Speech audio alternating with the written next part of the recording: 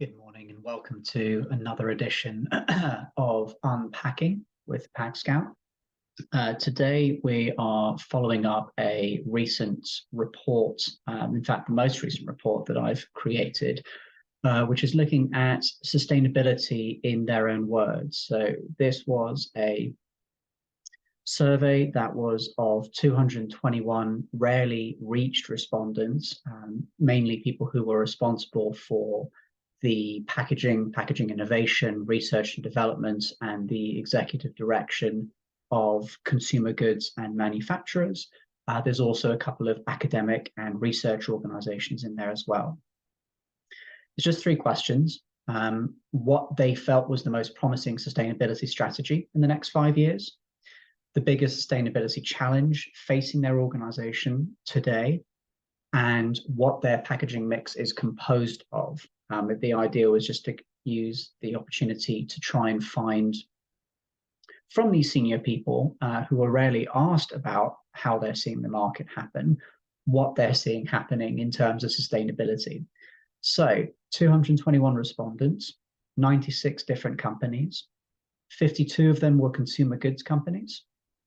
There were 9 research and academic institutions, and 159 came from suppliers, so manufacturers. The revenue organization for them was split between those who had less than $1 million in revenue, all the way up to $1 billion plus. The average was 4.65 billion, so the majority of the respondents were from larger organizations.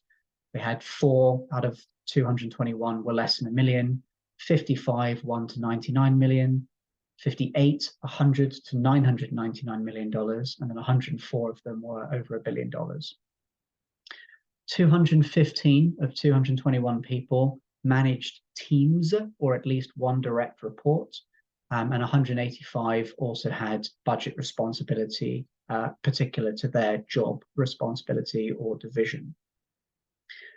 Geographically, the majority were from North America. This was particularly due to the fact that this was based on a survey of people who were customers looking into mono-material, recyclable, flexible plastic packaging. And geographically, therefore, we ended up with more of a skew towards North America. If you include Central and South America into that, it's almost 3/4 are from the Americas. Job titles, you're having a split between about 1/3 of them were manager, about 40% were a director or executive, so a director level or above. And then about 26% had a role that was to do with operations or engineering, so responsible for operations management, production, package engineering, something like that. With the remaining 1%, there was a couple of people who had a role that was intern. When it comes to what I feel the most promising sustainable strategy in the next 5 years is, we had given the options of recycling, reduction, compostable, or other. So in answering this question, the focus was very much on which of those 3 technologies did they feel was going to be the most promising to help them achieve their sustainability targets and goals. The manufacturing side chose recycling first, then recycling and reduction, and finally recycling, reduction, and compostable as the preferred path. This is a complete opposite for the consumer goods companies. So the consumer goods companies looked at it as, how do we use all tools at our disposal? So they had recycling and reduction, then recycling and reduction, outside recycling, reduction, compostable, and finally recycling on its own being the least preferred option by them. It's not the anticipated answer. The reason for that is that we would have expected to have seen both the suppliers and their end users aligned in how they chose to answer this question. But with the fact that recycling by the manufacturers, the suppliers, is seen as the best option, whereas all three is seen the best option by the people at the end of the supply chain.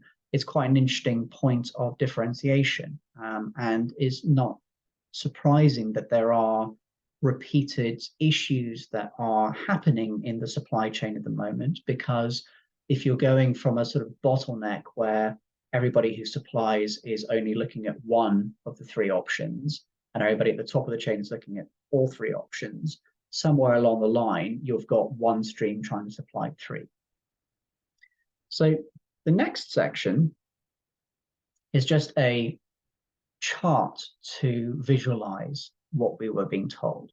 So you can see the manufacturers, consumer goods, and the research and academic, what they chose to use as their sustainability strategy. So you can see in the case of the manufacturers, recycling with the biggest option, recycling reduction, and finally compostable recycling reduction.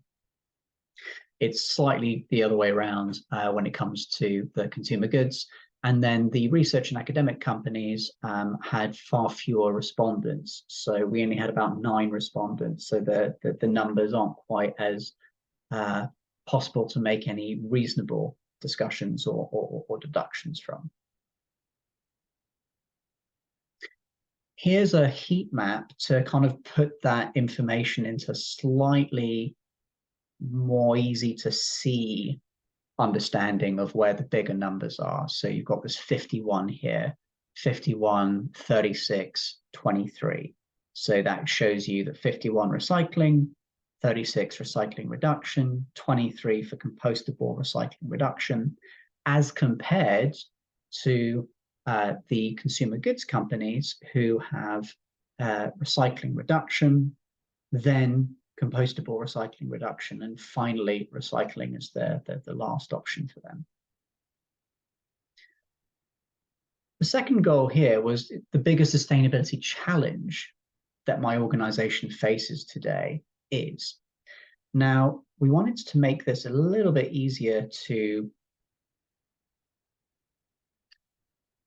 create into like a theme so that it would be a little bit easier to follow out, because ultimately of the responses, there's about 180 responses to this question. And of those responses, most of them were slightly different because each person had a different way of phrasing what that challenge was. So the idea of grouping them into kind of categories was to give a little bit more of an indication to us as the reader and anybody trying to understand these needs and thoughts of what thematically were some of the biggest challenges. So themes, recycling is the most mentioned challenge, whether it's the infrastructure, the material, the challenges of legislation or regulation that are determining what is or is not recyclable.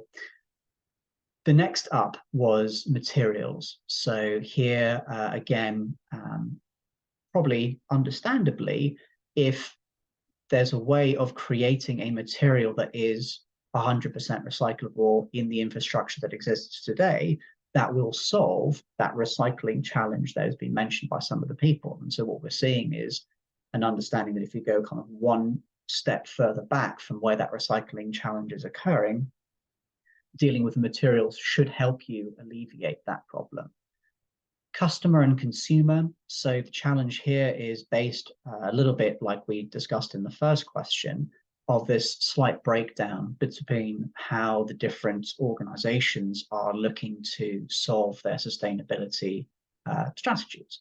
So if the customer is focused on compostable and you're focused on recycling, there's going to be a disconnect between what you're making and what they're asking for. Cost, sustainability, self-explanatory, and then if we look at recycling as the top concern, it was dominant, hadn't been expected to be quite as high up as it was.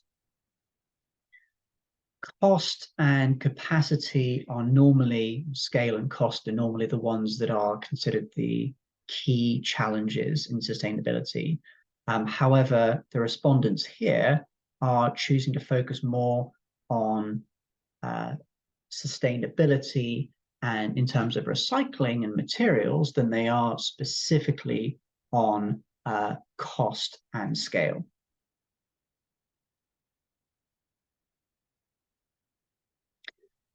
Just to kind of give you like a bit of a breakdown here on how that looks visually represented, you've got recycling is overwhelmingly the research and academics preferred option. It's about a third of manufacturers, and it's the leading consumer goods challenge. So recycling across the board is one of the kind of the leaders. Then you've got materials, cost. This is a breakdown of the different categories by revenue range, because it was important when we're looking at how people are answering these questions to get a feel for whether there is any significant difference between the size of the organization that is responding. Maybe larger organizations are more handicapped in what they're able to do or how quickly they're able to react, or maybe they're better resourced and they're able to deal with higher level problems more easily than maybe somebody who's got fewer resources with less than $1 million revenue. They were, for the most part, fairly evenly matched. If you look at the color schemes on the 1 billion, 1 to 99 million, and 100 to 999 million, you can see that they tend to focus on supply chain infrastructure, recycling, and then sustainability. Those are the sort of the main areas that are being seen revenue by revenue for these ones. So it's a slightly different format in terms of what the biggest challenge is, but recycling, materials, supply chain tend to all be again the leading main challenges. When we look at what the packaging mix is composed of, this one is looking again at the distribution of packaging materials across the different revenue ranges to see if there's much of a change here. So those that had a $1 million or less revenue predominantly were involved in flexible plastics. There were only a few respondents in this range, and they were mainly on the research and academic front. So the results are less conclusive for less than $1 million. Once you get from 1 to 99 million, you start to see that flexible plastics remains dominant. So there's a noticeable presence of rigid, metal and paper, indicating a diversified portfolio in terms of packaging for organizations that are smaller size. The SMEs are already divergent in terms of how they are going about making their packaging. In $100 million to $999 million, flexible plastics continues to be the dominant material. However, rigid and metals start to creep up as the ones that are the kind of second and third most used. And then once you get to the largest companies in the $1 billion range, because of their more likely chances of having a more diverse product line and a broader markets that they're operating in, they continue to favor flexible plastics. However, the distribution of the other materials is much more balanced. So it tends to be less of a kind of steep drop where you might have like 30 or 40% being flexible plastic and then 10% being paper or metal or glass. And it starts being more like kind of 25%, 20%, 15%. So it sort of steps down in a little bit more of a balanced format. Now, the mix here gives you an idea overall. Flexible plastic is by far and away the largest use of the materials. Then it steps down to paper being the next most popular, rigid plastics, then metal, then glass, then metal rigid. Then finally, you've got flexible multi-material, which kind of sits in between the flexible plastic and flexible paper, and then other. So some of the key findings from the report. Recycling is seen as the most popular tool on its own, followed by recycling and reduction, and then recycling, reduction, and compostable. Consumer goods rate recycling, reduction, then recycling, reduction, and compostable, followed by recycling only as their preference. So the large revenue companies follow the same order as both manufacturers and consumer goods in the same kind of setup as well. The biggest challenge falls into recycling. And plastic packaging is the dominant material in the packaging mix. It remains the material that is the largest opportunity to create the biggest difference.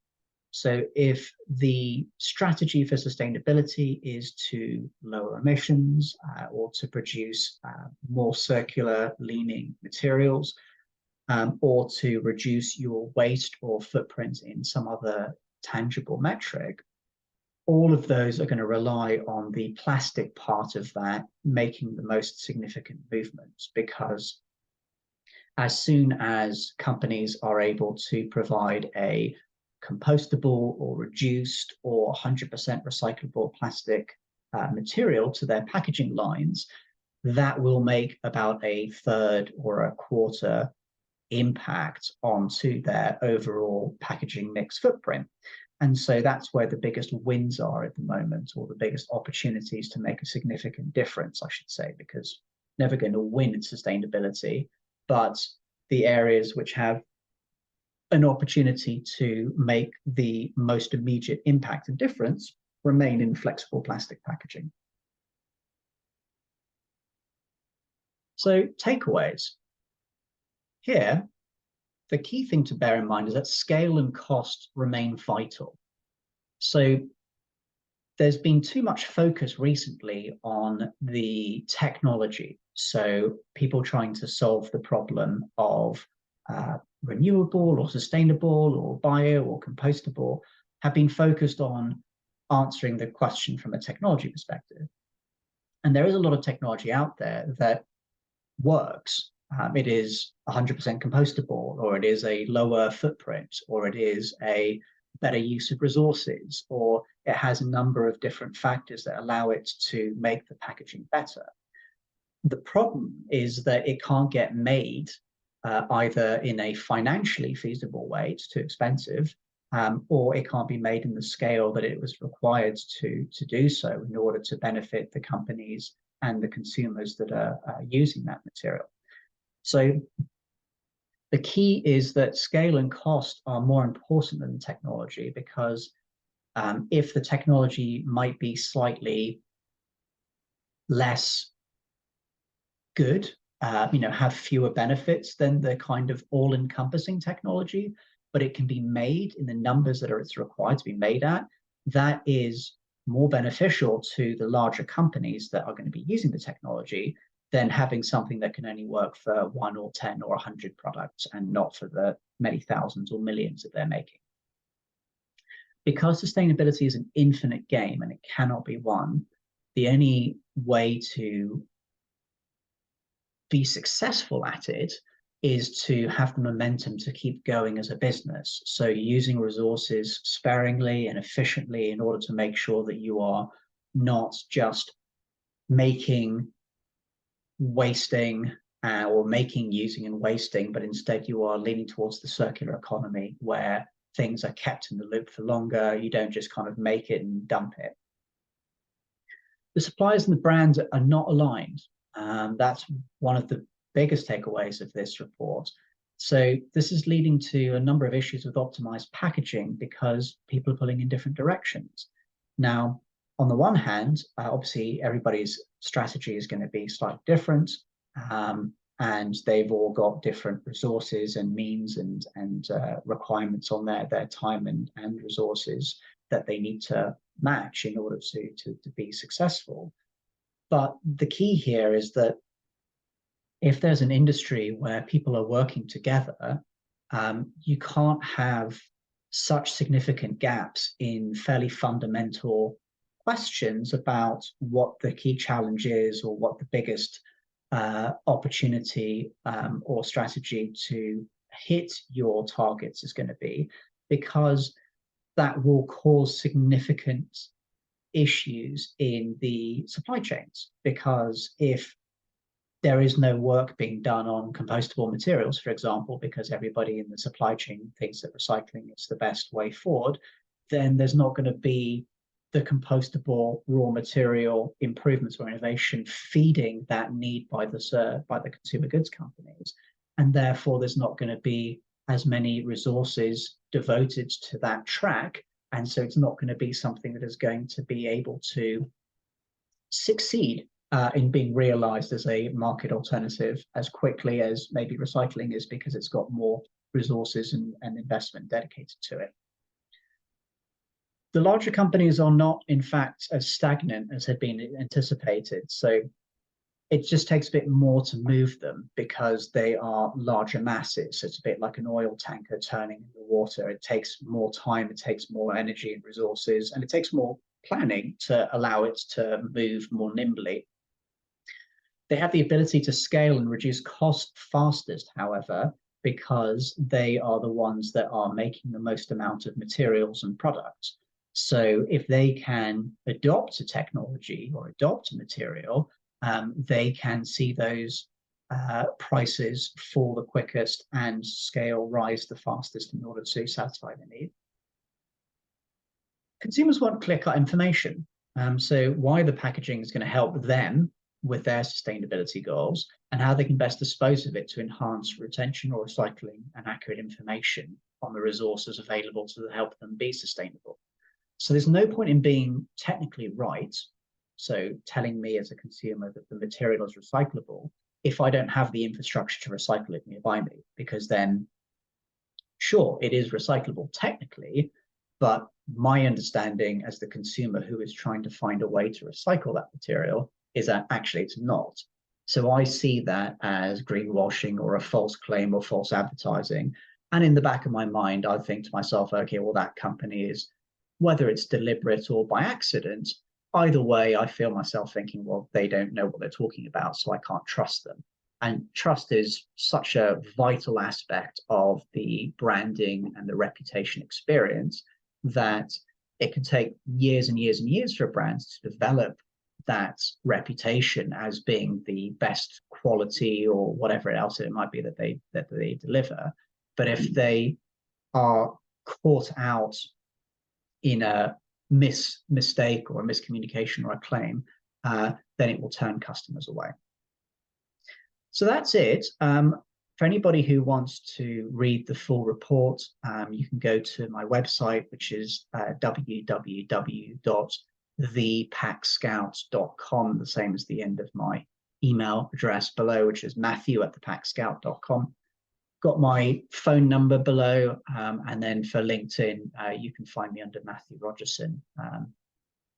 So if there's any questions, if you would like to go through the report in more detail, if you would like to have a deeper dive into it before purchasing or just had more questions, please always feel free to ask me and I'll be very happy to do so.